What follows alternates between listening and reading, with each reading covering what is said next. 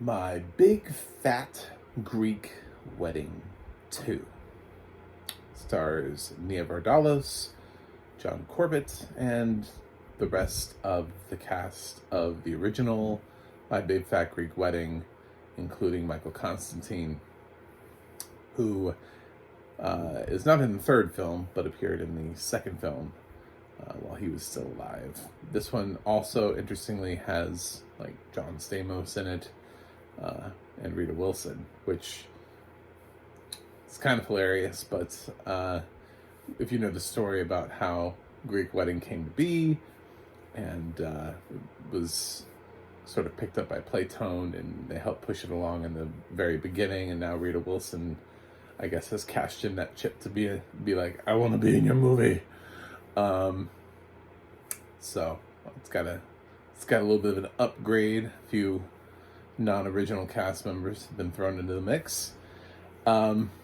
It has audio description on Netflix by the lovely Leilani Jones Wilmore and the team at Media Access Group. So congratulations.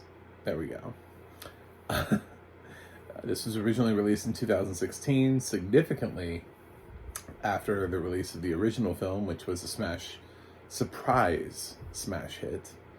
And it's a sequel nobody needed, nobody really asked for, but for people who, I guess, were looking for more of that Greek life and were upset that CBS didn't continue with that sitcom.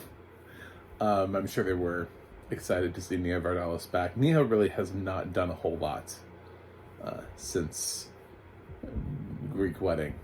There was Connie and Carla.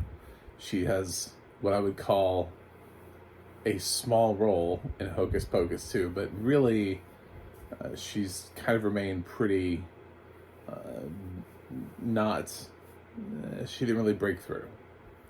Just sort of disappointing considering the film's original success, and she did kind of explode overnight, kind of like what happened to Nia Vardalos. But she's back. They wanted to make a Greek Wedding sequel because, like everything, nothing ever dies, and we can always continue to make sequels of everything. So the clan is back, and I don't know, they got issues. Mom and Dad, Lainie Kazan and Michael Constantine, find out that they've never actually been married.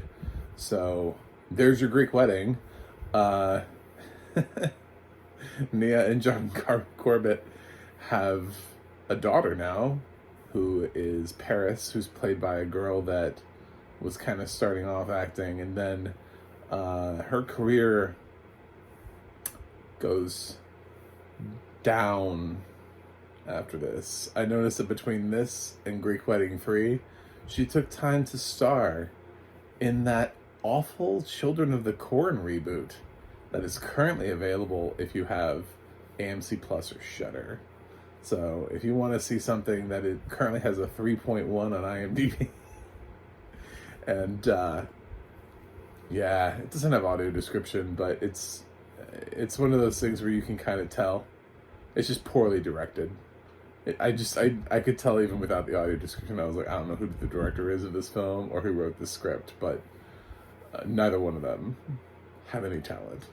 So I didn't realize she was the star. I didn't click on that thinking, oh, there might be people in here that I know. No, it's the girl who plays Paris. She starred in the Children of the Corn remake. Anyway, so we got that, and of course she's, in her teen phase where she's like, I want to be cool, but my Greek family is just really suffocating me. And yeah, it's pretty much her storyline. John Corbett's storyline is, hey, I'm John Corbett. I'm really cool. I'm basically doing the same thing that I did on Sex and the City, but I'm doing it here. I'm just gonna be really chill and smile a lot and enjoy attention from women. Look at me. I'm John Corbett. Oh, by the way, it would be nice if we could go on a date sometime. That'd be good. that's the storyline, basically. He's kind of chill dad, uh, enjoys being with his wife, would like to be with her more, and points out the fact that she's always with her family. And at one point in the film, they're having what I would call a row. It's a little bit of it's a tiff. It's not really a full-on fight. I don't even think their voices were really elevated. It's as close as this couple gets to a fight, about how she's always, running off to help her family, and he's like, but what about us? When are we gonna have time for us? Your family's always, they ask so much of you. They're always around, and she's like, that's what family is. And he's like, not my family. And she's like, how do you know? Boom, mic drop. I was like, I don't know, maybe the fact that his family's not in this film at all would be like the first indicator to me. The fact that I don't even know who his family is. Have we ever met anyone from his family? I can't even remember from the first film. Don't make me rewatch that again. I've already seen it like 2 or 3 times. It's really, Greek Wedding is not something that ages well. Like, it doesn't get, at least for me, I wasn't like, oh my God, it's getting funnier every time I watch it. I was like, it's all right. Yeah, he really doesn't have any family. So I think it's a valid statement that he's making there. He's like, do you see any of my relatives hanging around? No? Cool. Well, there's a reason for that. God, could you imagine? That should have been the 3rd film, by the way. It shouldn't have been them going to Greece. It should have been his family showing up, and suddenly there's way too many people in the cast. But sadly that's not. He just never gets to have a family. His whole family, his whole life is Nia, and that's it. That's all they get to do. So, so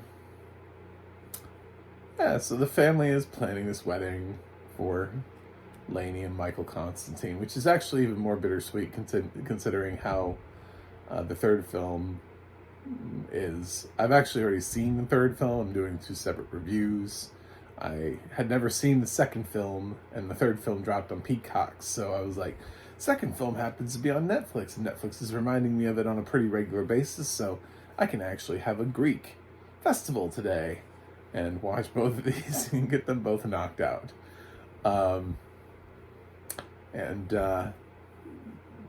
So my day was boring. This is fine. It is a fine film. It's not bad. I didn't hate it. It just kind of does its Greek shtick. But it's a little like the Hangover sequels. Like the first film, we were all like, oh my God, the Hangover. And then the 2nd film, 3rd film, we were like, I don't know. How much do we really love these guys? Sometimes you take a sequel and you kind of hope that the chemistry of the original group just kind of carries you through the franchise. You're like, oh, well, the sequels will work because it's all about the chemistry of these actors. And if we get all of them to come back, plot be damned. So I actually think in a weird way the 2nd film becomes more poignant because of the 3rd film. It's a weird thing. Like, I watched the 2nd film and I absorbed its plot, and then I watched the 3rd film and I absorbed its plot, and now I'm in a place where I want to give the 2nd film more props because the 3rd film made me like the 2nd film more. Just because of where things are at and how they treat certain characters in the 3rd film. So, yeah, that's kind of where I'm at. I think it actually ended up skewing, so the fact that I saw the 2 in the same day kind of worked in this film's favor. Audio description by Leilani Jones-Wilmore. I love her voice. It's really such a pleasant voice. She has such a delightful voice. The only thing she'd be wrong for would be horror. I just wouldn't hire her for a horror film. That's probably just about it. I couldn't imagine her being like, just sitting there like kind of passively, very nicely describing and being like, as the man takes off the other man's head, we see blood dripping down the side of the wall. I don't know, I can't do her voice, but it's very nice and warm and calming. And I feel like she could be on like a meditation app and just breathe in, breathe out, and relax. The written audio description seems fine. I didn't, I was a little lost because it had been a while since I'd seen the first Greek Wedding, and this has a large ensemble, so it takes a minute to remember who the hell everybody is and why they're important to the series. I'm just gonna be honest. You're like, wait a minute, which one is Joey Fatone? I can't remember. IMDb, where are you? So yeah, I'm glad I had audio description because of the constant use of people's names, which helped me like rope in, and when I doubled that with the use of IMDb and I was trying to remember and link up who to who, I was like, oh, so that actor played this character and I'm hearing that name, so now I know who that person is. So it's actually sort of like you got to have like multiple things going on here. You got to look at the cast ahead of time, remind yourself who plays who, and then get into the film, because that's really what I would recommend. Because oh my god, if you haven't seen the first Greek Wedding in a while, blind people, the facial recognition, we don't have it. I had it for the first film, didn't have it for the sequel. So that's where that's at. So it's all right. This is all right. It's nothing to write home about. The first film still feels like it has something special going on, even though I don't feel the need to watch it 10 times. I don't want to besmirch it. It's not one of my all-time favorites, but I appreciated what Nia brought. Her unique tone, flavor, and comedic style to the original film. So I just don't know that we needed sequels. That being said, I do think there are some really classic actors here who do some really great work. I think Michael Constantine, rest in peace. This was a really nice way to send him off. He's got a whole subplot where he's trying to prove that he is a descendant of Alexander the Great, and I'm glad that he got showcased so well in this last film. So, all things considered, I'm gonna give my big fat Greek Wedding 2 a C+. So it's like a small thumbs up. So if you're a Greek Wedding fan, I think you might enjoy it even a little bit more.